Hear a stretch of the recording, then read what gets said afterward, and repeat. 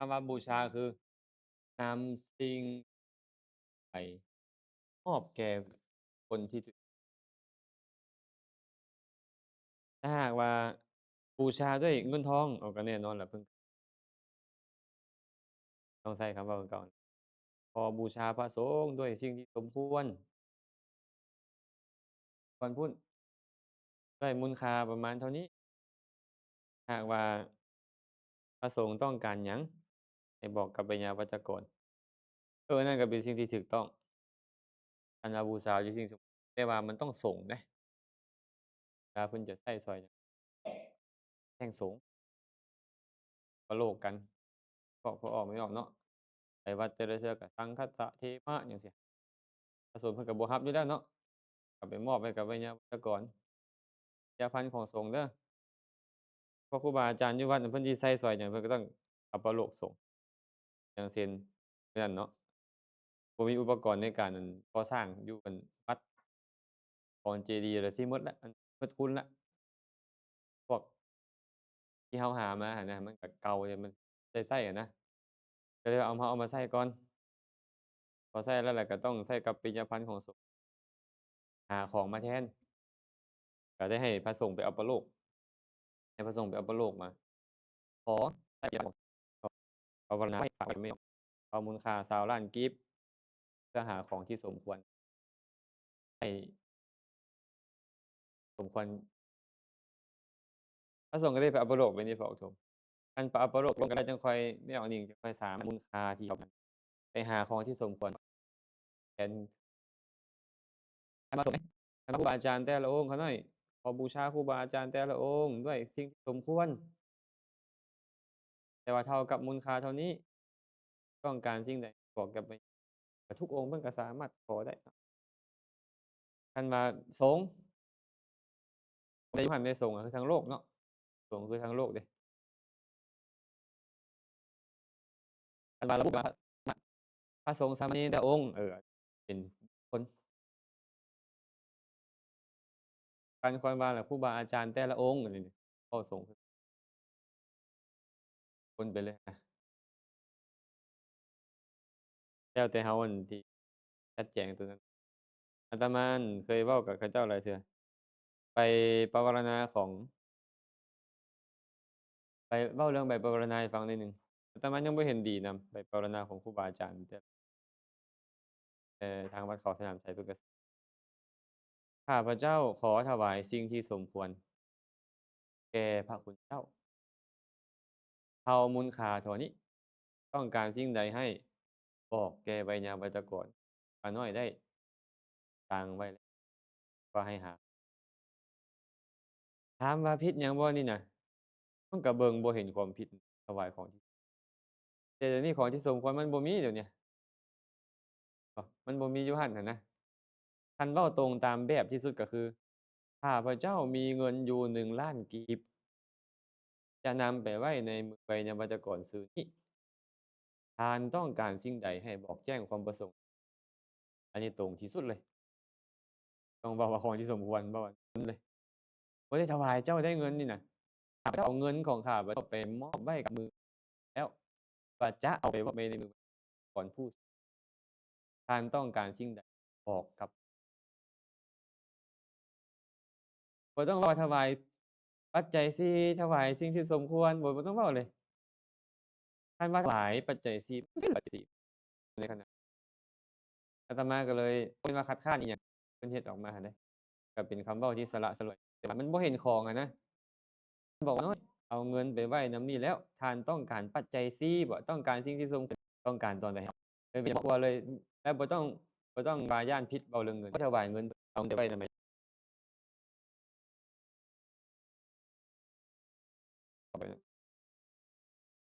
การบูชานี่น่ะบ่จำเป็นต้องกล่าวบูชาการกระทำแบบนั้นนั่นแหละบูชาการบูชานั้นแต่ว่าได้บ่ขอบูชาพระธรรมขอบูชาบ่บ่ได้บ่ได้ขอบูชา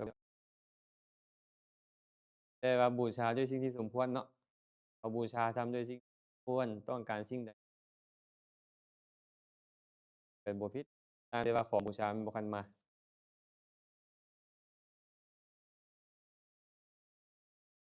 บ่ก็แม่นเชิงบ่จริงแต่ว่าเฮาน้อมให้กุศลมันเกิดขึ้นในใจได้บูชาเพิ่นนำได้บูชาพระธรรมในความหมายของเฮาหันนะมันได้สองต่อสินะแทนที่เฮาถวายเพิ่นภาวนาเพิ่นก็เหมือนกับบูชาเพิ่นแล้วเนาะแต่ว่าคันเฮาเว้าพระธรรมขึ้นมานำเหมือนกับว่าได้บูชาธรรมมีพราหมณ์คนหนึ่งไปถามพระพุทธเจ้าคือเด้อพราหมณ์คนนี้ไปถามเจ้าข้าพระพุทธรูปพวกข้าพระบาทนี่นะได้บูชาพระพุทธเจ้าแล้ว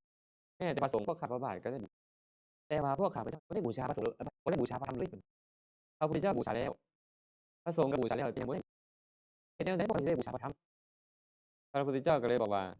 ถามถ้าหากเจ้าต้องการบูชาพระธรรมให้เจ้าบูชาธรรมมากกว่าเจ้าไปบูชาผู้อื่นนะก็ชื่อว่าบูชาธรรมนำแล้วอาก็คือว่านี่นะแต่ผู้ใดเนาะได้มันกระทึก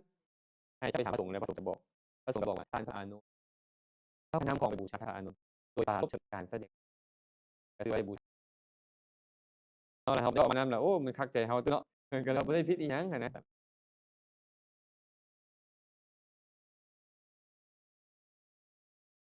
อาอันเดียวกันอันเดียวกันตั้งแต่ว่าอั่น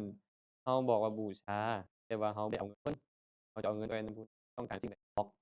แสดงว่าเฮาบูชาด้วยสิ่งเออคือว่าคักก่อนเนาะใจเฮาคือนำก่อนไ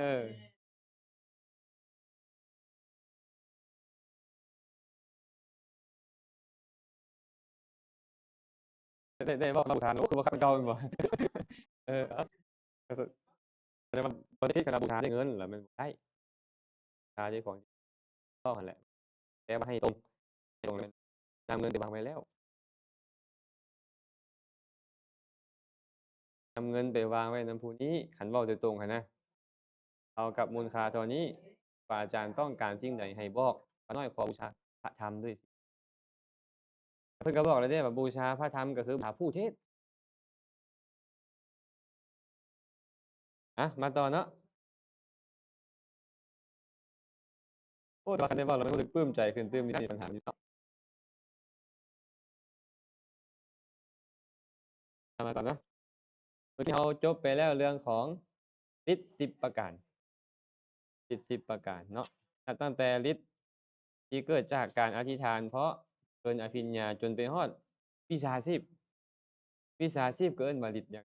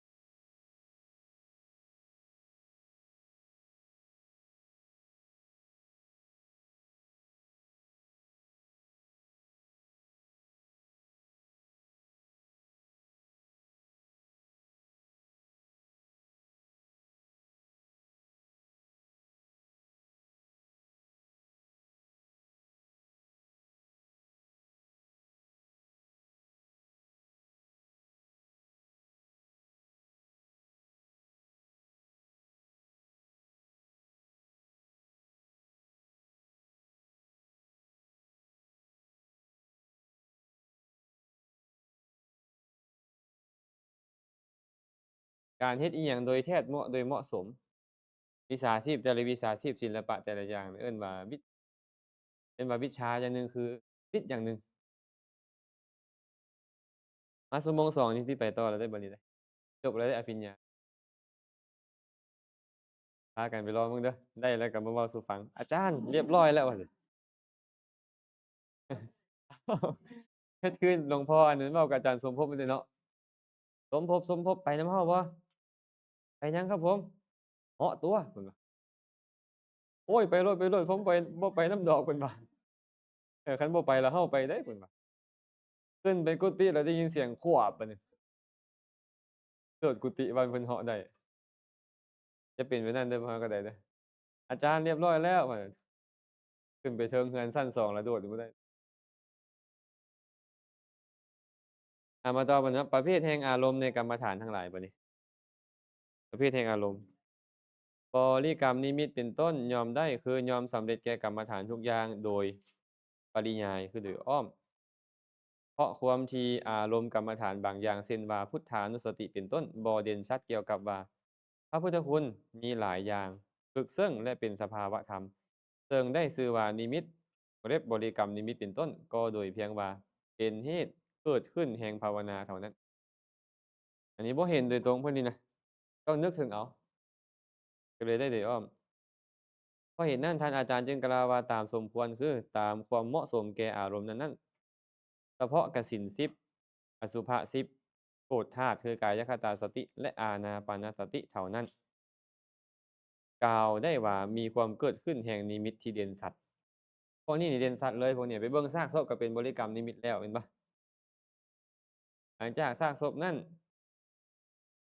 คือเอาด้วยตาเนาะมันก็เป็นปุกขนิมิตเมื่อมันเป็นปฏิภาคานิมิตมันก็นิ่งบ่สั่นไหวตอนนั้นก็เอิ้นว่าปฏิภาคานิมิตมันชัดเจนเพ่งดวงกสิณก็ชัดเจนอันอื่นบ่ชัดเจนเมื่ออันอื่นบ่ชัดเจนก็เลยเว้าว่าได้นิมิต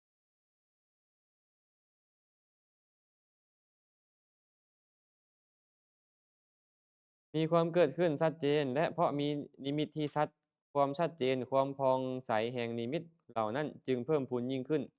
ไปตามลำดับตามกำลังแห่งภาวนาจนกระทั่งเกิดปฏิภาคานิมิตได้ในที่สุด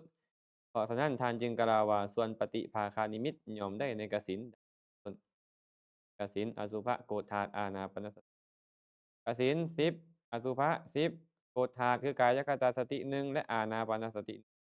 รวมทั้งหมดเท่าใด2หรือ22 2222อย่างนี่ได้นิมิตหมดเลยที่เหลือได้โดยอ้อมแต่ว่าบุคคลผู้ที่จะปฏิบัติให้บรรลุได้ฌานได้อภิญญานี่มันต้องมีเบื้องต้นแม่นบ่บ่อยู่ซื่อๆเลยไปแบบนั้นส่วนหลายแล้วเขาจะเข้าไปหากัลยาณมิตรก่อนแม่นบ่เข้าไปหากัลยาณมิตรคือเข้าไปหาอาจารย์ผู้รู้เกี่ยวกับกรรมฐานให้สอนแต่ว่าอุบายในการเข้าไปหานี่น่ะในคัมภีร์วิสุทธิมรรคเพิ่นแสดงไว้ดีเดะเพิ่นจะแสดงไว้เข้าไปอะบ่แม่นเข้าไปมื้อแรกสอนกรรมฐานเขาหน่อยเดะบ่ไปอยู่กัน อยู่ก่อนจัก2มื้อ3มื้อไปสินะอุปถากเพิ่นก่อนอุปถากเวลาอุปถากก็เฮ็ดข้อวัดคันมีพระสงฆ์จะมีข้อวัดเดะเนาะถวายน้ำร้อนบ่ถวายน้ำอุ่นหรือน้ำเย็นให้เพิ่นล้างหน้าถวายไม้แป้งแข้วนี่เลือกขนาดมา3ขนาดเลยอย่างใหญ่อย่างกลางอย่างน้อยเลือกไปจังซี้น้ำก็น้ำอุ่นน้ำเย็นนำสังเกตเบิ่ง3มื้อนี้เพิ่นใช้อิหยังคันใช้อิหยังทุกมื้อแสดงว่าเพิ่นมักใช้ตัวนั้นบ่ถ้าเพิ่นอยู่ไปขณะหนึ่งแล้วอาจารย์อนุเคราะห์ข้าหน่อยเด้กรรมฐานปัดไป เพิ่นไปฮอดปุ๊บสอนกรรมฐานเขาหน่อยเดะอันนี้ยังบ่แม่นมารยาทของสัตว์ที่ดีแบบนี้นี่ใจร้อนหลายใจร้อนหลายนี่มักบ่ถึงฝันมักบ่ถึงฝันเนาะก็เลยต้องเห็นบ่บางคนบอกสอนพวกเขาจักเฮียนว่าซั่นเดะมาครึ่งมื้อที่เหลือก็แม่นหายเป็นไปได้เลยนั่นเนาะอันผู้นี้ครึ่งๆกลางๆเฮ้ยเรียนหรือบ่เรียนดีเนาะเรียนก็ยันบ่จบนำย้อนนะมันสิได้นำหมู่บ่ไปเรื่อยๆผู้ห้าวๆเนี่ยบ่รอดจักคน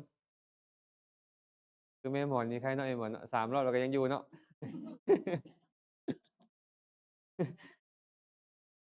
คันแม่นอั่นจอกน้ำก็ฉึกเติมเทื่อละน้อยแม่นบ่เวลาเราเข้าไปหาแล้วเนาะเข้าไปหาแล้วก็ไปเรียนจากกรรมฐานเรียนกรรมฐานจากครูบาอาจารย์แล้วเพิ่นก็จะแนะนำว่าให้หลีกเว้นอสัปปายะคือเอาสัปปายะเป็นต้นแต่ตัวเราก็ต้องมีการชำระศีลเพิ่นเอิ้นว่าจตุปาริสุทธิความบริสุทธิ์ของศีล10อย่าง เมื่อพระโยคาวจรผู้เป็นอธิกรรมิกะถือเอานิมิตในดวงปฐวีกสิณเป็นต้นนี้แบบนี้ว่าทีแรกเราเป็นพระโยคาวจรต้องสำระศีลให้บริสุทธิ์ศีลนี่บ่แม่นแค่ปาฏิโมกข์เดะต้องเป็นศีล4อาจารย์สุพลเพิ่นเลยบอกอะศีล5น้อย8น้อยศีล10น้อยศีล227น้อยต้องศีล4จังหลายก็เพราะความที่มันท่วมรวมเลยอย่างนี้นะจตุปาริสุทธิศีลศีล4ไอ้คำว่า4นี่มันมา4ข้อก็จริงแต่มันครบเลยอยู่หั่นน่ะ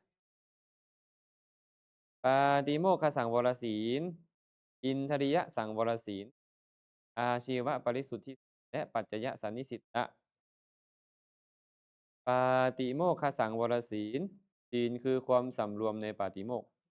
หมายถึงสิกขาบทบัญญัติที่พระพุทธเจ้าห้ามไว้ทุกอย่างเลยสอนให้ประพฤติห้ามบ่ให้เฮ็ดปาปาติโมกขสังวรศีลข้อเดียวนี่ก็ไปเป็น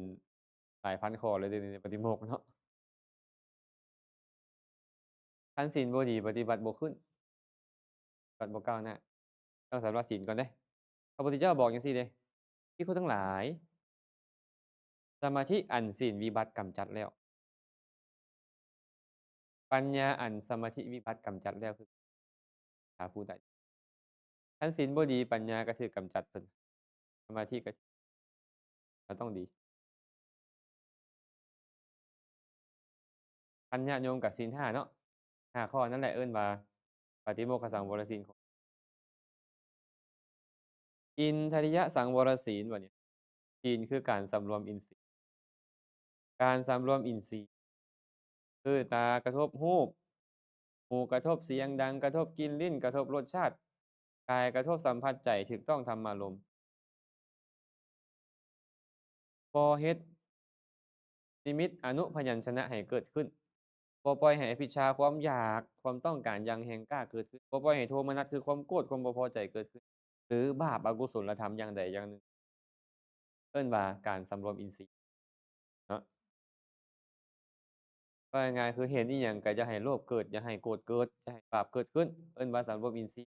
บ่แม่นการปิดตาบ่แม่นการปิดหูบ่แม่นการปิดดังการสำรวมอินทรีย์บ่แม่นว่าโอ๊ยบ่ต้องไปเบิ่งเขาเจ้าเด้อบ่ต้องไปฟังเสียงเขาเจ้าบ่แม่นมีการเห็นมีการฟังมีการดมกลิ่นแต่ว่าบ่ปล่อยให้เหตุเกิดขึ้นเพราะอาศัยการเห็นการได้ยิน อินทริยสังวรศีลจึงเป็นแบบนี้ตัวที่3บัดนี้อาชีวบริสุทธิศีลศีลคืออาชีพบริสุทธิ์อันเป็นพระสงฆ์องค์ข้าเจ้าก็เว้นจากอาเนสนา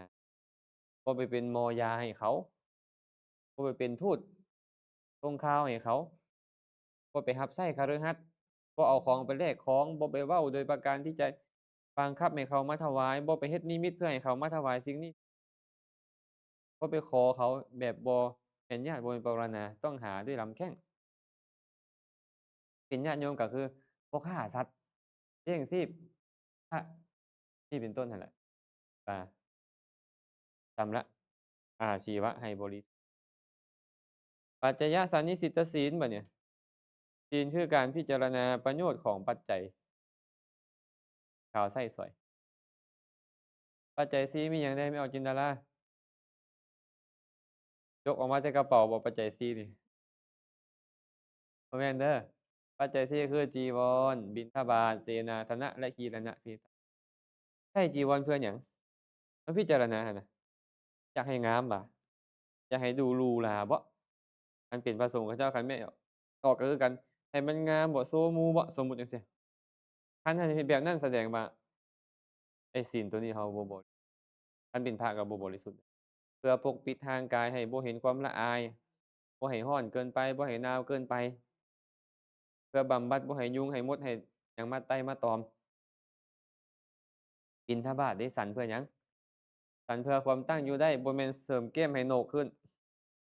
เนาะบางคนนี่กินมีบ่มีแนวกินเสริมหน้าผากบ่มีบ่เอาอยากให้หน้าผากเหลื่อมเดะต้องไปหายามากินบ่นิงคิดเลยว่า Botox เนาะ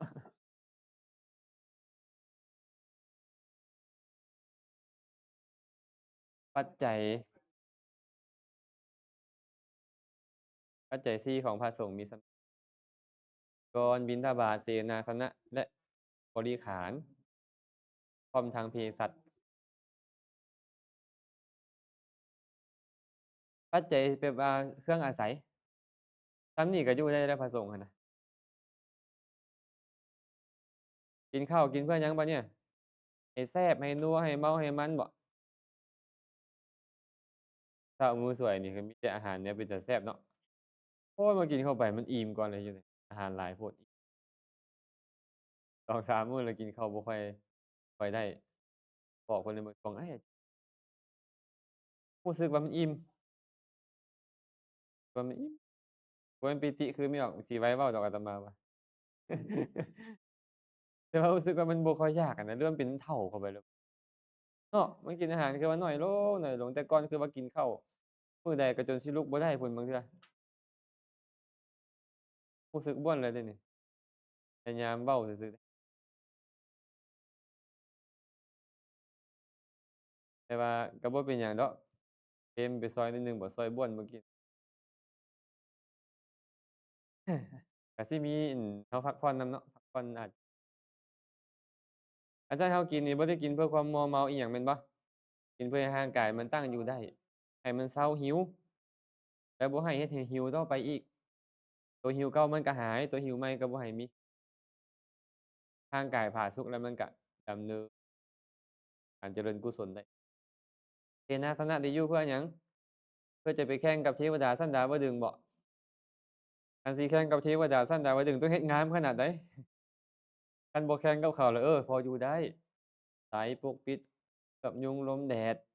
บังแดดบังฝนเนาะพวกผมเนาะบ่ให้หินให้ไห้มันมาไต่มาตอมอาตมาก็ยังแบบว้าโอ้กุฏิ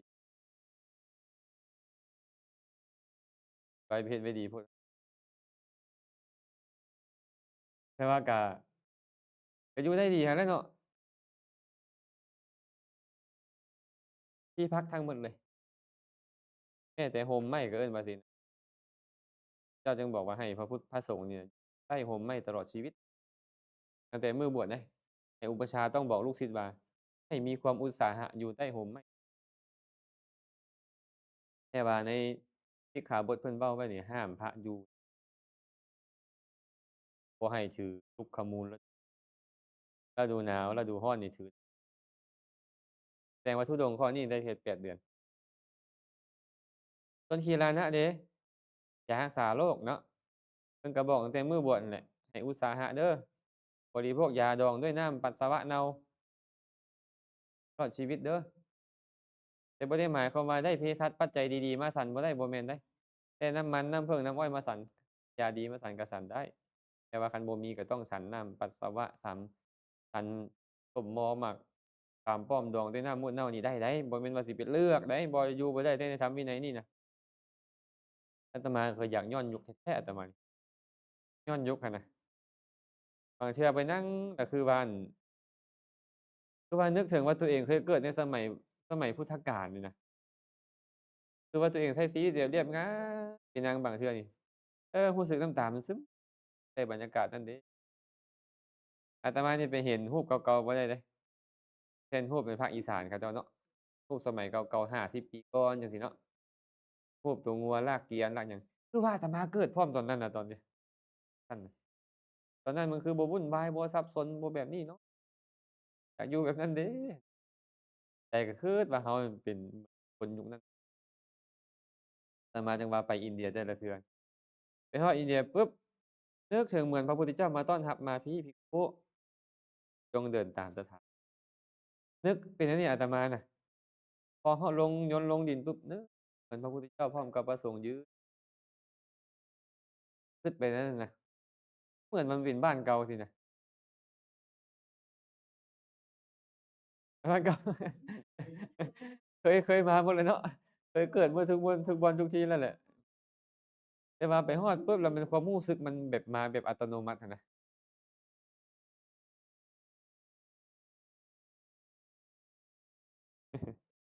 บ้านเก่านี่เอิ้นว่าศีลเนาะเอิ้นว่าศีลศีล4เนี่ยมันต้องมีวิธีการรักษาญาติโยมปาติโมกข์กับสังวรศีลต้องรักษาด้วยศรัทธาคนบ่มีศรัทธารักษาบ่ได้อยู่เด้อ คนบ่มีศรัทธาจะหาข้ออ้างบ่อยากรักษาศีลที่เจ้าบัญญัตินี่อ้างว่ายุคอ้างว่าสมัยอ้างหยังก็อ้างไปแล้วแต่คนบ่มีศรัทธานี่ถ้าศรัทธามีนี่นะบ่อ้างจักดิข้อยจะเป็นภาชนะที่ดีที่สุดรองรับธรรมะคำสอนของพระพุทธเจ้าบ่อ้างอะพุทธเจ้าบอกมาแบบใดดีโดยส่วนเดียวข้อยจะเฮ็ดตัวเป็นเหมือนภาชนะเอาเหมือนภาชนะทองคำที่ไปฮ้องเอาน้ำมันสิงโตฮ้องรับแบบนี้คันซั้นศรัทธามีปาติโมกขสังวรศีลสุขคันบ่มีศรัทธาขออ้างมาทันทีอินทริยสังวรศีลบัดเนี่ยอินทริยสังวรศีลสติตัวนี้รักษาด้วยสติคันบ่มีสติเนี่ยหายหมดแหละบ่มักกะสังแหละอันสิ่งที่เห็นคำเว้าที่ได้ยินกลิ่นที่ได้ดมรสชาติที่ได้ชิมเป็นต้นนี่นะสติต้องมาคันสติมาจึงค่อยสมบูรณ์ต้องรักษาด้วยสติอาชีวะบริสุทธิศีลเนี่ยต้องรักษาด้วยวิริยะตัวนี้เนี่ยต้องใช้ความเพียรบ่ได้พอออกโถมคันผู้บ่มีความเพียรอยากขอหมู่อยากอันหาวิธีการเลี้ยงชีพง่ายๆเลยเด้อไอ้พระสงฆ์นี่บ่เฮ็ดจั่งใดสิได้ปัจจัย4ของเขามาบริโภคได้ข้าวได้น้ำเขาล่ะต้องหาวิธีประจบประแจงต่างๆแม่นบ่แต่ว่าบิณฑบาตด้วยลำแข้งมันต้องใช้ความเพียรเลยบอกว่าความเพียรคันบ่มีความเพียรเลย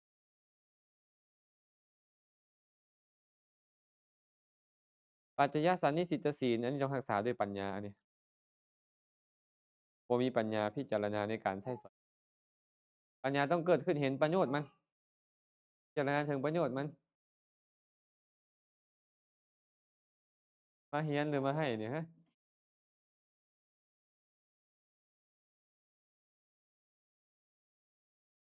อยู่นอกนี่เนาะปาฏิโมกข์รักษาด้วยศรัทธาอินทรีย์สังวรรักษาด้วยสติอาชีวะบริสุทธิ์รักษาด้วยวิริยะความเพียรและปัจจยสันนิสิตศีลรักษาด้วยปัญญา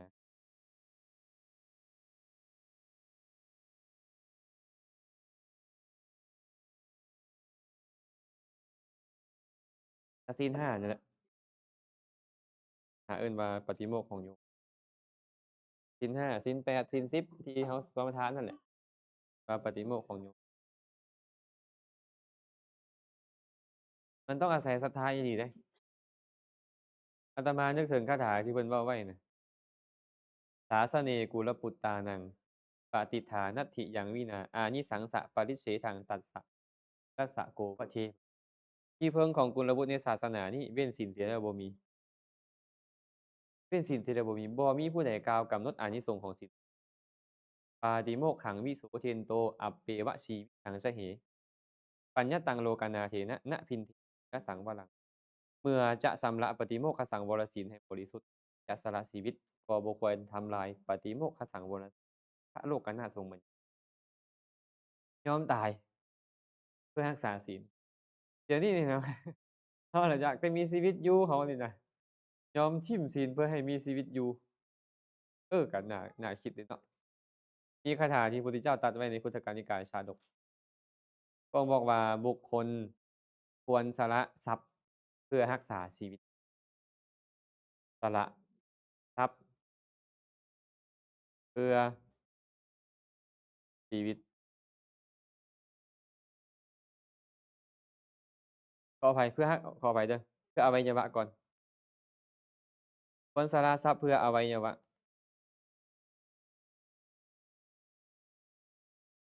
ควรสละอวัยวะเพื่อชีวิต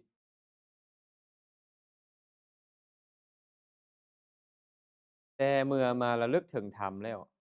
ธรรมวินัยของพระพุทธเจ้านี่นะ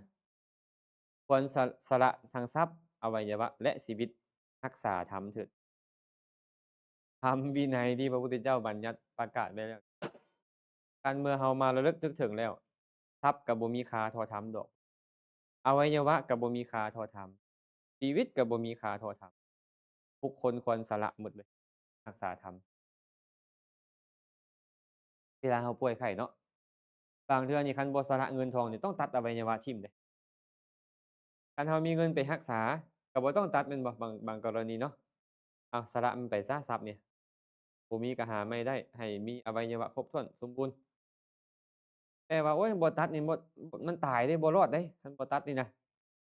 บางคนก็เลยจำเป็นต้องสละอวัยวะเพื่อให้มีชีวิตแต่ว่าเมื่อระลึกถึงธรรมแล้วควรสละทั้งทรัพย์อวัยวะและศีลธรรมถ้าท่านบ่มีศรัทธามันจะกล้าสละชีวิตได้จั่งใดแม่นบ่ท่านโยมว่าบ่บ่มีศรัทธาจะกล้าสละชีวิตได้จั่งใดก็เดี๋ยวนี้คนที่มีศรัทธาจั่งกล้าสละชีวิตพวกเราเนี่ยก็มีอยู่มีคำหนึ่งบ่กล้าสละแท้ ตอนศรัทธามาก็เหมือนจะได้เนาะอาตมานึกถึงตัวเองเด้ออันนี้เด้อตอนมีศรัทธานี่เอาโลดอะจะเอาอิหยังไปเนี่ยจะเอาชีวิตบ่เอาโลดบูชาพระพุทธเจ้าได้แต่ว่าตอนศรัทธามันหายเดะบ่ครับผมไปดีกว่าบ่เอาดีกว่าลืมว่าพระพุทธเจ้าสั่งสมบารมีมาส่ำใดตอนมีศรัทธาตอนได้ฟังธรรมตอนอบรมใจตัวเองดูพระพุทธเจ้าเกิดขึ้นก็ยากสาระอิหยังต่ออิหยังมาเพื่อเราจะบูชาเพิ่นบ่ได้ชาตินี้ชาติเดียวนี่นะเพิ่นนี่รับใช้เรามา4อสงไขยยิ่งได้แสนกลับน่ะเราสละชีวิตบ่ได้บ่ชาติเดียวนี่นะ คันมันคิดเนาะถามว่าอยากม่วนอยากซื่นบ่ล่ะเอาบางเวลามันก็คิดเนาะเหมาะสมเนาะอยากไปม่วนไปซื่นนั่นแหละก็อยากกินบ่ของแซ่บๆหั้นน่ะมีอิหยังมันก็กรอกลงบาดให้หมดจักขมจักหวานมั่วเข้าไปนำกันเลยเห็นบ่อยากกินบ่แนวแซ่บๆอะอยากกินอยากไปเที่ยวนี่ที่นั่นบ่อยากไปอยากคือพวกไม่ออกนั่นแหละแต่ว่าทานำพุทธเจ้าอะนะอยากเฮ็ดอิหยังเพื่อบูก็เลยบางครั้งบางคราวก็เหมือนกับเรามีศรัทธาแล้วมันจะบ่หมดนะศรัทธาเรานี่ถ้าตอนศรัทธาหมดมันเหมือนจะบ่มีบ่กลับเลย มาบางครั้งนี่โอ้มันเหลียวบ่เห็นอิหยังเลยเหมาะสมเลยเวลาศรัทธาหมดนี่มันเหลียวบ่เห็นอิหยังอีหลีเฮ็ดอิหยังก็บ่ถูกแนวม่วนเพิ่นจึงบอกว่ากิจการงานอันเป็นกุศลแต่เวลาเราหาอุบายล่อศรัทธาก็มีทางออกไปได้บัดนี้อารมณ์ของพวกเรามันเป็นแบบนี้เดะบ่แม่นอารมณ์เราเป็นเดะใจเราเป็นแต่ว่าเราได้อารมณ์มาแล้วอารมณ์มากระทบกับใจแล้วมันบางเทื่อเรานี่มันเป็นนักปรุงแต่งพวกเรานี่นักคิดนักปรุงแต่งคิดให้เข้ากับความคิดของเขาอะบางเทื่อคิดลบแล้วมันเอาบริบทอ้อมๆข้างมาคิดเข้าเราหมดเลยบางเทื่อนั่งเซเว่นจั่งซี้เลยแม่นบ่ กำลังนั่งลมกับหมู่อยู่ลมกับหมู่ได้นาทีหนึ่งไปทางอื่นแล้วคิดแต่เรื่องลบๆมาจ้ะมันก็เลยมาบั่นทอนสุขภาพใจของเราอะนี่ศรัทธามันบ่ครูบาอาจารย์เพิ่นสิทำบ่เห็นการมันเกิดขึ้นคิดในใจเนาะเดี๋ยวนี้เด้เพิ่นที่เพิ่นสิกขาลาเพศไปเพิ่นปฏิบัติอิ่มตัวแม่หมดนะครับสังเกตว่าทุกองค์ต้องเป็นแบบนี้เลยทุกองค์ต้องมาผ่านจุดนี้มีจุดอิ่มตัวของมันจุดอิ่มตัวเข้าใจคำว่าอิ่มตัวเปล่ามันบ่มีอิหยังสิเฮ็ดแล้วเบิ่งอิหยังเฮ็ดอิแล้วอิ่มตัวบ่อยากเรียนบ่อยากปฏิบัติ สอนธรรมะบ่อยากเฮ็ดหยังแหละแต่ไปหมดเท่านี้คันมีอิหยังมาต่อให้นี่จึงไปเลยมันท้อแท้ท้อถอยแล้วมีอิหยังมาเปิดโอกาสอ้าวสมมุติว่าผู้หญิงเสียมีผู้หญิงมาเปิดโอกาสให้ไปแต่แท้ตอนนั้นคันมีธุรกิจการงานมาเปิดโอกาสให้ไปแต่แท้ตอนนั้นคันพ่อป่วยแม่ป่วยมาตอนนั้นไปแต่แท้ตอนนั้นเป็นปัจจัยตอนนั้นน่ะคันตอนยังเข้มแข็งตายก็ตายเราเกิดมาก็เกิดมาบ่พร้อมกันแล้วก็ไปบ่พร้อมกันแน่นอนตอนมันคิดเอ๊ะมันเป็นจั่งซั้นเดะก็ดีเนาะแม่นบ่ มาบ่ได้แม่นบ่เด้คนรักคนแพงเนาะไผสิเบิ่งล่ะพ่อแม่น่ะเอ้ยน้องก็ทุกข์ก็ยากก็คิดไปได้แม่นบ่ฐานของมันแต่ครูบาอาจารย์ศิกอะทิ่มตัวนี่เด้ศรัทธามันหายบ่แม่นญ้อนอย่างอื่นเขาจะไปติว่าผู้หญิงมาเฮ็ดให้บ่ติว่า เดี๋ยวนี้อันนั้นบ่มันติเขาบ่ได้เดะคันสภาพใจเพิ่นแข็งแรงบ่มีทางหาสิปีหรอกคันนั้นคันใจเพิ่นบ่แข็งแรงอะเนี่ยสิไปแสวงหาเองเหมือนกับงัวน่ะเดี๋ยวนี้มันเลยไปแสวงหาเองเดี๋ยวแสวงหาผู้นี้ผู้นั้นแหละแม่นบ่เคยมีเมียออกหนึ่งเลยโทรมาหาธุรกิจอสังหาริมทรัพย์บ้านจัดสรรบ่มีผู้ดูแลเพิ่นว่าโอ้เหมือนพระไตรปิฎกเลยเว้ยเหมือนในพระไตรปิฎกเลยอยู่ฝรั่งเศสก็มีร้านอาหารเพิ่นว่าแต่บ่มีผู้โอ้อาตมาว่าบ่เข้าทางเลยอาตมาก็เจริญพรดีแล้วเด้อหาเอาเด้อแคนเซิลไปบ่ติดต่อเนาะเวลามันเข้ามาแบบใดบางเทื่อมาเหมือนเลื่อมใสโอ้เลื่อมใสพระคุณเจ้าเหลือเกินเทศน์เพราะมากจะว่าไปแล้วแม่นบ่เบื้องต้นน่ะป่านนี้มันจะไปรูปการอื่นแต่คันจิตใจครูบาอาจารย์เข้มแข็งหาอิหยังไม่ออกในเวลาที่จิตใจเพิ่นบ่เข้มแข็งจะหาเองบ่มีมาดอกแต่เพิ่นจะแสวงหาลาภสักการะบ่หาตุคามบ่เรื่องน้ำพ่อน้ำแม่เฮ็ดงานการสร้างไปเฮาตอนนี้อะสมมุติช่วงชีวิตของครูบาอาจารย์ใช้ชีวิตมาอายุ30คันมันยังม่วนได้มันก็มีเวลาบ่เกินคันเจ้าบ่ไปตอนนี้นี่นะเจ้าบ่มีเวลามีความสุขแบบทางโลกเลยเดะคันแต่ทางธรรมเจ้าก็บ่ได้ความสุขแบบนี้นี่มันเริ่มชังชาไม่ออกคันเวลามันเริ่มชังชาแล้วเอาแล้วบัดนี้จะมีอันนี้มาเสนอได้บ่เนี่ยคันมีแนวมาเสนอแล้วยุ่งเลยเดะคันไป50ไปหน้าแล้วไปก็คือสิความสุขน้อยแล้วความสุขน้อยแล้วแต่ก็ส่วนน้อยที่เกินนั้นไปแล้วจะซิกนี่นะ40ปลาย50ไปหน้าแล้ว40ต้นลงมานี่จะยังขาดได้ท่านก็บ่ผิดอาตมารู้จักอันพระอาจารย์เถลึงเคยกันองค์หนึ่งอะ20พรรษาองค์หนึ่ง18พรรษาไปพร้อมกันเลยพร้อมกันแต่บ่แม่นคนบ่มีความรู้ในระดับคนมีความรู้เดะก็ไป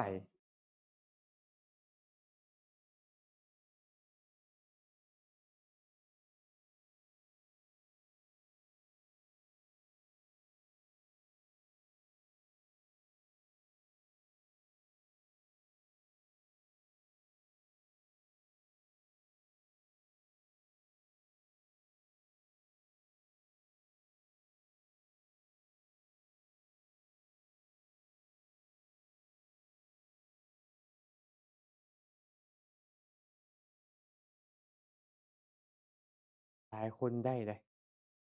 มีหลายคนท้อถอยล่ะเขาไปหาครูอาจารย์ก็ซี้แจ๋หลายคนมีหลายคนในปัจจุบันนี่ก็มีนี่ครูบาอาจารย์10ปลายพรรษาอยากเซ็กแฮงนั่นแหละ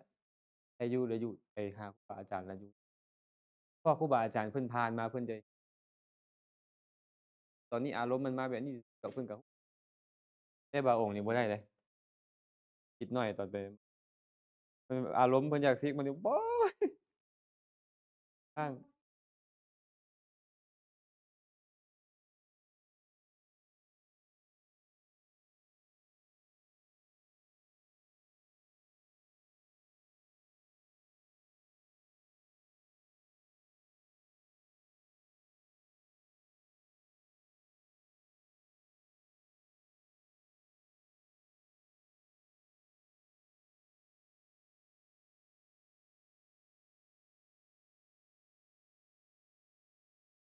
เป็นไปได้และเป็นไปได้หลายอันว่าอันเฮาท้อแท้ท้อถอยแล้วเขาไปหาครูบาอาจารย์เพิ่นบางเทื่อเพิ่นก็มีกรรมฐานเพิ่นมีหาอุบายให้เฮา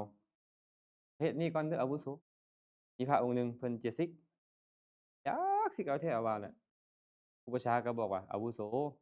เฮ็ดกุฏิให้ข้อยก่อนโดยเฮ็ดกุฏิไปอาวุโสให้สอยให้ข้อยจักหน่อยก่อนจังค่อยซิกรอไปแบบเนี้ยแม่ออกรอไปคันสิซิกแท้ปฏิบัติกรรมฐานเนี่ยด้วยความเคารพในครูบาอาจารย์ก็เฮ็ดตาม เขาก็จะบรรลุเป็นพระอรหันต์แล้วซับผู้ที่ศึกซับเอออันนี้ก็มีส่วนได้แม่นบ่เอ่ย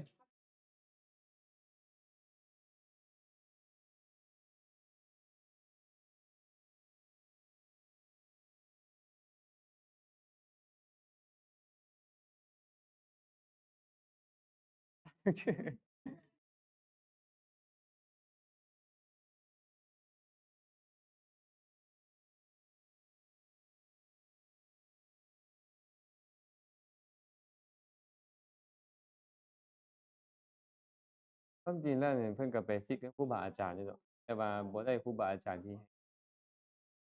ได้ครูบาอาจารย์ไปทุกองค์อะนะคันว่าไปถึกองค์ที่เพิ่นมักให้โอวาทก็คันใจมันยังคาราคาซังเดะเอา90%อยากไปแต่10%อยากอยู่อันนี้มันจะเข้าหาครูบาอาจารย์อยู่เดะอันนี้คัน100%แล้วแม่นบ่สนเราไปสิกอย่าสิกบ่อาตมานี่ห้ามมาหลายแล้วเดะอาตมาห้ามพระเนรนี่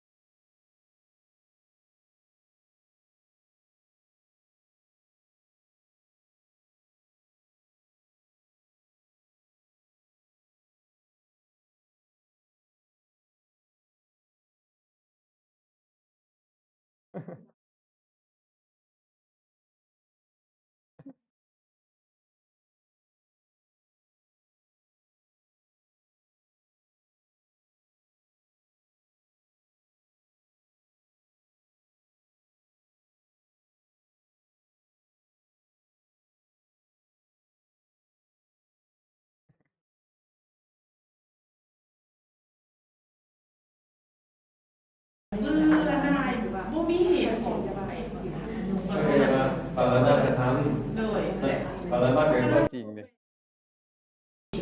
มีท่าทายเสร็จเขาจะยกอยู่ในสถานแบบนี้เอาไปโมโลดไปโมมา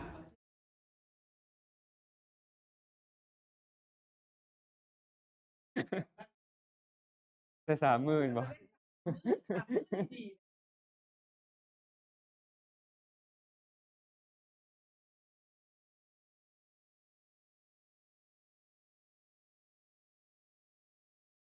ธรรมดาเนาะมันก็อยู่ที่ว่าเราได้กัลยาณมิตรบ่คันเข้าถึกได้กัลยาณมิตรไป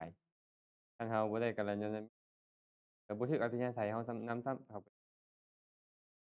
บ่รอดคือเก่า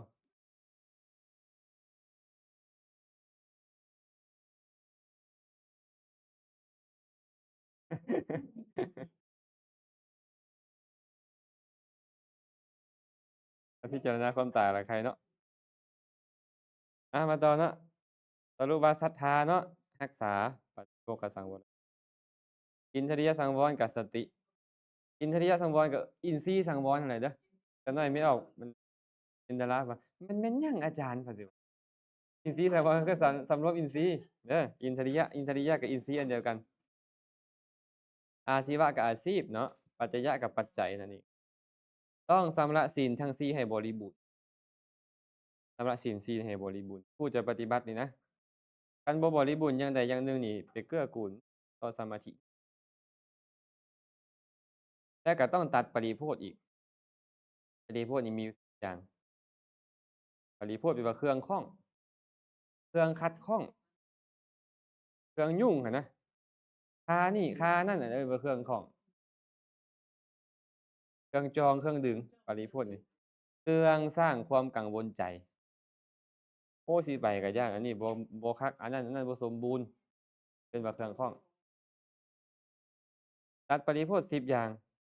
ควรตัดปริโภททำเครื่องสร้างความกังวล10อย่างคืออาวาสบริบางเทื่อก็อาวาสเนาะมันยังก่อสร้างยังนี่นั่นอยู่ไปบ่ได้คันตัดบ่ได้นี่แม่นปฏิบัติบ่ได้ไปแท้ก็อ้าวพ่อแม่บอกเบิ่งเด้อเจดีย์นี่เด้ออาตมาสิไปแล้วเด้มันต้องตัดปฏิโภทจะบ่ปฏิบัติบ่ได้เดะอ้อคันเป็นห่วงอยู่โอ๊ยเขาให้ฮอดคันใดแล้วเฮาบ่อยู่เขาสิเฮ็ดได้บ่เนาะอาวาสบริโภคต้องตัดการก่อสร้างที่อยู่อาศัยต้องสามารถสละมันได้เดะที่ว่า2ตระกูลต้องตัด ตระกูลญาติตระกูลอุปถากได้บางคนหวงอุปถากหลายไปบ่ได้ไปก็ไปบ่ได้ห่วงพี่น้องหลายก็ไปกังวลนำเขาเขาสิป่วยสิไข้บ่ได้เบิ่งแยงเขาบ่จังซี้จังซั้นน่ะไอ้ลูกศิษย์ลูกหานี่คันข้อยบ่อยู่เขาสิเฮ็ดบุญได้บ่แบบนี้ห่วงกังวลบ่ได้ต้องตัดสินใจทิ่มคือทิ่มบ่รับปฏิบัติบ่ได้ลาบบัดเนี่ยปัจจัย4นี่ก็ได้เคยมีลาภสักการะดีๆจังซี้เก็บโตไปปฏิบัตินี่เอ๊ะคันตัดลาภบ่ได้นี่ปฏิบัติยากเดะ ของที่รับสักการะก็ต้องเขาสิมาถวายอันนี้มื้อนี้เขาสิมาถวายอันนั้นมื้อเขาสิเฮ็ดนี่ให้มื้อนั้นเฮ็ดให้มื้อนี้ได้มันกังวลใจไปหมดมันก็เลยค้างใส่ตั้งแต่มื้อนั้นอยู่มันไปตัดตัวนี้คณะบัดนี้คณะก็คือนี่แหละนักเรียนนี่แหละเรียนพระสูตรบ่เรียนอภิธรรมบ่จังซี้เนาะคณะเรียนวินัยบ่คณะเรียนบาลีบ่ต้องตัดให้ได้ตัดหมู่คณะนี้ให้ได้คันติดหมู่ปฏิบัติยากอันนี้นะต้องตัดได้พร้อมนวกรรมการก่อสร้างคือเว้าเมื่อกี้นี่แหละก่อสร้าง อาวาสนี่ที่อยู่เนาะนวกรรมคือการก่อสร้างนี่รัฐการก่อสร้างให้ได้คันว่ายังคาราคาซังอยู่ก็ต้องเฮ็ดให้แล้วคันบ่แล้วก็แม่นต้องมอบหมายให้รัฐอาทานะการเดินทางบ่มีว่าโอ้สิไปปฏิบัติแล้วสิเดินทางไปนี่ไปนั่นมื้อนี้มื้อนั้นมันกังวลมันหยุดการเดินทางนี่น่ะสิปฏิบัตินะบ่แม่นว่าโอ้ข้าน้อยคาแล้วไปหั้นไปนี่มื้อนั้นได้อยู่อันดำทิศ2ทิศบ่ดำเดือน2เดือนคันกลางต่อตัวนั้นอยู่รัฐบริแผนญาติบัดนี้ญาติ บรรพชิตญาติกันเป็นอุปชฌาย์อาจารย์เป็นต้นคฤหัสถ์คฤหัสถ์มีมารดาบิดาเป็นต้นไปปฏิบัติฆ่าแม่ฆ่าพ่อสมมุติเนาะฆ่าอ้ายฆ่าน้องฆ่ามิตรสหายครูบาอาจารย์ก็ก็แค่ไปเอาฆ่าหลานคันครูบาอาจารย์ก็แม่นฆ่าอุปชฌาย์อาจารย์บ่ฆ่าลูกศิษย์บ่ฆ่าเพื่อนสหธรรมิกบ่อาพาธความเจ็บไข้ความเจ็บไข้ก็ต้องรักษาให้เรียบร้อยให้สมปฏิบัติแต่บางเทื่อป่วยนี่ก็ปฏิบัติบ่สะดวกแม่นบ่ การเจริญวิปัสสนาใครได้ป่วยก็ยังใส่ใจป่วยได้หั้นนะการเจริญสมถะนี่มันต้องได้ใช้ร่างกายให้สมบูรณ์อาตมาเคยบ่ได้นอน10มื้อต่อชิกอะไปนั่งสมาธิมันนั่งบ่ได้มื้อหนึ่งก็ลึบมื้อหนึ่งก็ลึบโลดบ่หลับก็ฟุ้งซ่านบ่ฟุ้งซ่านก็หลับได้นอนอยู่เนาะอาจารย์สอนกรรมฐานก็เลยบอกว่าบ่ได้เดะท่านต้องพักผ่อนเดะต้องพักผ่อนคันเจริญวิปัสสนานี่บ่นอนละดีบ่นอนปราลบความเพียรเลยแฮ่งดีแต่ว่าเจริญสมถะเจริญสมาธินี่ต้องมีการพักผ่อนนั่นเวลาพุทธเจ้าสอนยังสอนอยู่เลยสอนให้เราพัก4ชั่วโมงแม่นบ่ตอนยามกลางเว้นนั่งสมาธิขออภัยนั่งสมาธิเดินจงกรมตอนกลางคืนปฐมยามนั่งสมาธิเดินจงกรมยามมัชฌิมยามแต่10โมงไปหาบ่าย2นอนโดยมีสติตั้งสติอุทธานสัญญาว่าจะลุกขึ้นมัชฌิมยามเลยตี2ไปฮอดแจ้งลุกขึ้นมาเดินจงกรมนั่งพักได้พระพุทธเจ้าแบบนี้แบบนี้เอิ้นว่าคนมีความเพียรเด้เพิ่นว่าบ่แม่นคนบ่นอนเด้คนมีความเพียรนี่ต้องนอนพักผ่อนแต่ถ้าเจริญวิปัสสนานี่เฮ็ดได้แบบนั้นดีเลยเนสัชชิกนี่นะนั่งหลับเอาเพราะบ่อยากให้เงื่อนไขแก่การหลับคันซั่นบางเทื่ออาพาธนี่ก็ลำบากเนาะในการไปนั่งเจ็บขาอยู่สมมุติสินั่งจั่งใดนะเดินจงกรมเดินจั่งใดล่ะโรคเก้ากินอยู่เนี่ยมันก็เลยรักษาโรคเก้าจักหน่อยเนาะจังค่อยไปนั่งสมาธิเดินจงกรมพันธะการเรียนคัมภีร์ต่างๆต้องหยุดคือกันการศึกษาก็ยังต้องหยุดได้คันสิปฏิบัตินี่แหละคันบ่หยุดก็แม่นต้องให้มันจบหลักสูตรที่เราเรียนนั่นให้จบแล้วจังค่อยยังบ่มีเครื่องกังวลและอิทธิการแสดงฤทธิ์อันนี้นี่การแสดงฤทธิ์นี่นะเป็นเครื่องกังวลของผู้เจริญวิปัสสนาเท่านั้นไอ้9อย่างนี่เป็นเครื่องกังวลของผู้เจริญสมถะ และวิปัสสนานำแสดงว่าเครื่องกังวลของวิปัสสนานี่มี10เครื่องกังวลของสมาธิมี9เพราะว่าฤทธิ์นี่น่ะมันเป็นผลของสมาธิเดะสมาธิมันต้องดีจั่งได้ฤทธิ์แม่นบ่แสดงว่าต้องเข้าออกฌานอยู่ดูๆบ่แม่นเครื่องกังวลของคนเจริญชื่อเนาะอาวาสตระกูลลาภคณะนวกรรมการเดินทางญาติอาพาธขันธะข้อ10นี่เฉพาะของเพราะบ่เป็นเครื่องกังวลของเพราะมันเป็นผลของ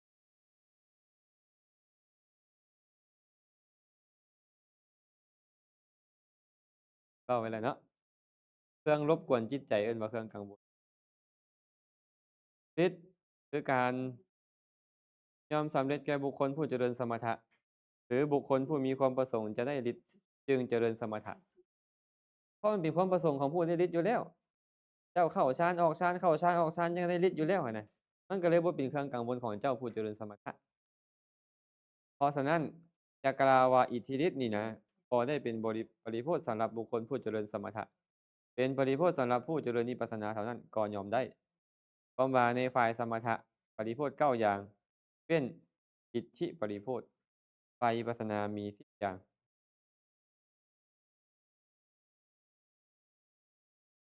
พอตัดบริโภคแล้วเข้าหากัลยาณมิตรแม้นผู้ใดเราเป็นกัลยาณมิตร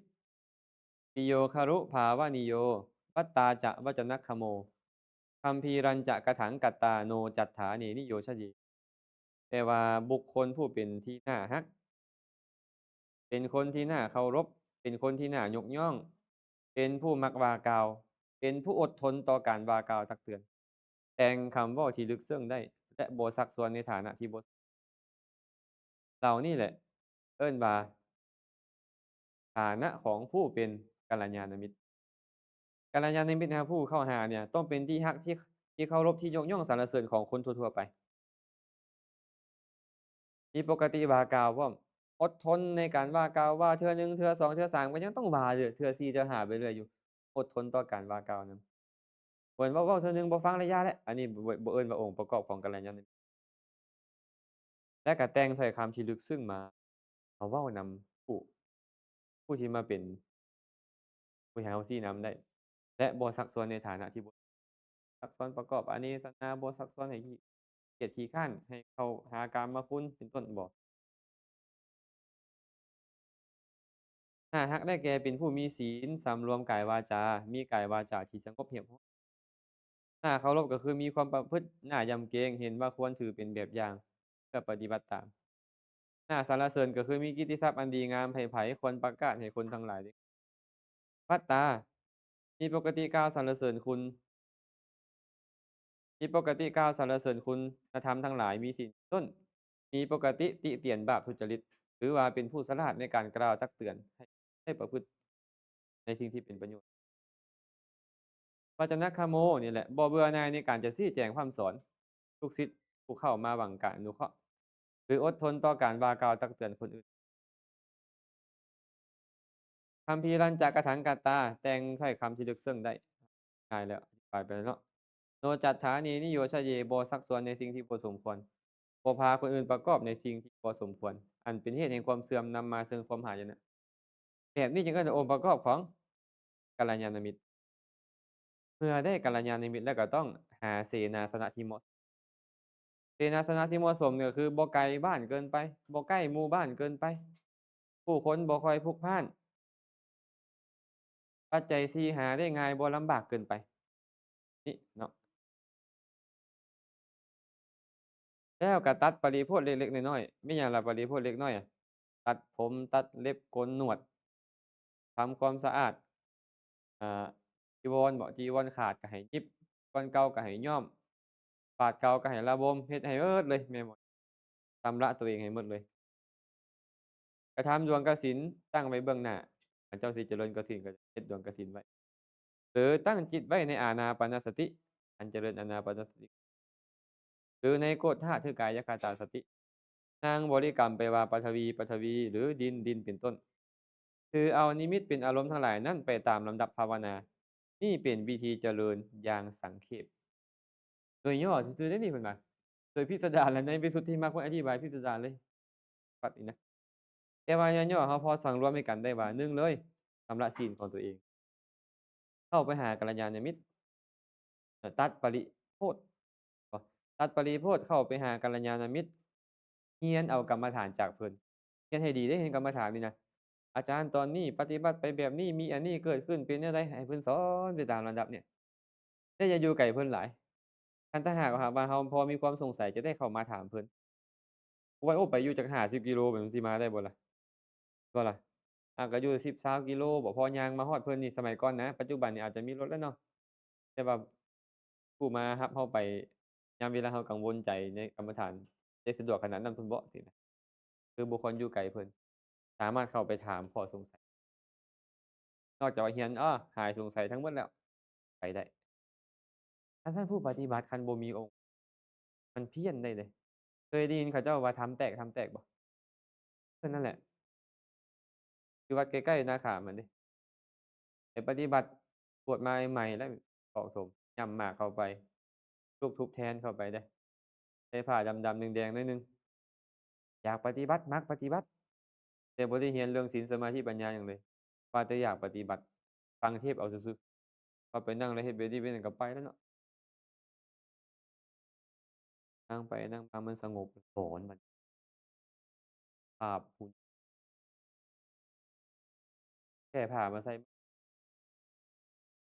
นี่ก็บ่หลายเรื่องเลยแก้ผ้าใส่คือกันนั่นแหละพระปฐมแล่นนำแล้วบัดนี้เป็นจังไดล่ะเอ๊ะเขาก็แล่นนำคือกันพวกพระพวกเณรพวกแม่ออกพวกออกแล่นไล่คุบเอาเอาไปปั่วจังแต่ปัญหาเลยมันบ่คือเก่าแล้วก็พระปฐมเอ้ยหามันบ่อยากคือเก่าเลยเดะเอิ้นว่าหยังเสียเส้นบ่เขาเอิ้นน่ะ คัน100เส้นก็สิไปเส้น1 2เส้นแล้วมันก็อยากยุ่งแล้วเด้อเนาะนี่แหละย้อนหยังย้อนบ่เรียนมาก่อนเลยแต่บางคนล่ะโอ๊ยเรียนหลายแล้วบ่ดีบางคนก็ว่าจังซี้ก็บ่แม่นดอกคันเรียนหลายเรียนรู้อะนะเรียนรู้เพื่อจะไปตั้งฉาซื่อๆนะบ่เป็นหยังบางคนเรียนหลายก็บ่คักอีหลีเดะอันนั้นแม่นเข้าล็อกนี้เข้าล็อกนั้นบ่เนาะมันก็เลยเอาไปเทียบเกินไปพี่น้องมันก็เลยฟุ้งซ่านซ้ำแต่ว่าเรานี่ปล่อยมันไปสภาพใดปรากฏเราก็เบิ่งแต่เราเข้าใจเลยอันนี้บ่ถูกทางเรารู้เลยเดะ ก็บ่เอาเนาะแม่นบ่เราเรียนมาแล้วว่าอันนี้บ่ถูกเดะนี่มันมาปรากฏแบบใดก็ตามนี่คือนั่งไปแล้วเห็นผีเห็นสางอันนี้บ่นั่งไปแล้วเห็นสวรรค์เห็นนรกอันนี้บ่เออมีนิมิตปรากฏปรากฏจบสมถะแล้วเด้อนี่ได้สรุปสมถะเป็นหยังสมถกรรมฐานแปลว่าหยังฮะกรรมฐานที่ไปเป็นเพื่อหยังเพื่อความสงบสงบหยังสงบกิเลสเมื่อกิเลสสงบแม่นหยังสงบใจเมื่อใจสงบกายวาจาก็สงบดังซั้นสมถะจึงเป็นการเจริญความสงบ สงบกิเลสพุ่นดอกแต่ว่ากิเลสมันเกิดอยู่ไส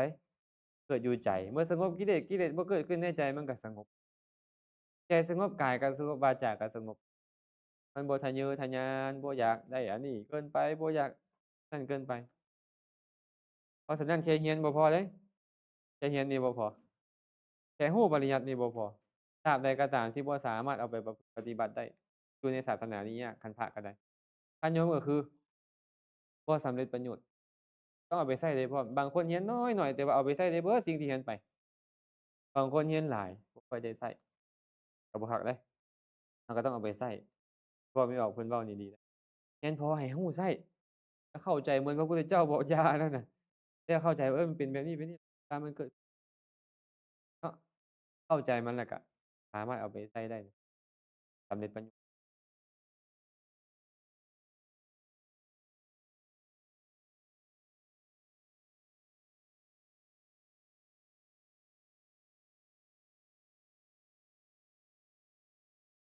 พระพุทธเจ้าตอนก่อนจะปรินิพพานเว้าตลอดเลยเนี่ยปีสุดท้ายที่พระองค์จะปรินิพพานเนี่ยเพิ่นย้ำตลอดเลยภิกขุทั้งหลายสมาธิอันศีลอบรมแล้วจะเป็นสมาธิที่ปัญญาอันสมาธิอบรมแล้วจะเป็นปัญญาที่มีผลใหญ่มิ จิตอันปัญญาอบรมแล้วจะเป็นจิตที่บริสุทธิ์ปราศจากอาสวะคือกามาสวะภวาสวะและอวิชชาศีลศีลสำคัญเลยแม้แต่พระอรหันต์ทั้งหลายที่เพิ่นบรรลุธรรมเพิ่นเว้าไว้แล้วนั่นแม่นบ่อาทิสีลังปฏิฏฐาจะกัลยาณัญจะมาตุกังปะมุขขังสัพพธัมมานังตัสมาสีลังวิโสทะเยอาทิสีลังเพิ่นว่าศีลเป็นเบื้องต้นเด้อปฏิฏฐาจะเป็นบรรทัดฐานตั้ง กัลยาณัญจะมาตุกังเป็นแม่ของกัลยาณธรรมทั้งหลายมาตุกังแปลว่าปากทางหรือแม่เป็นแม่ของกัลยาณธรรมคุณงามความดีมาจากศีลปะมุขขังสัพพธรรมมานังเป็นหัวหน้าของธรรมทั้งหมดสมาธิปัญญามรรคผลนิพพานมันมีศีลนี่เป็น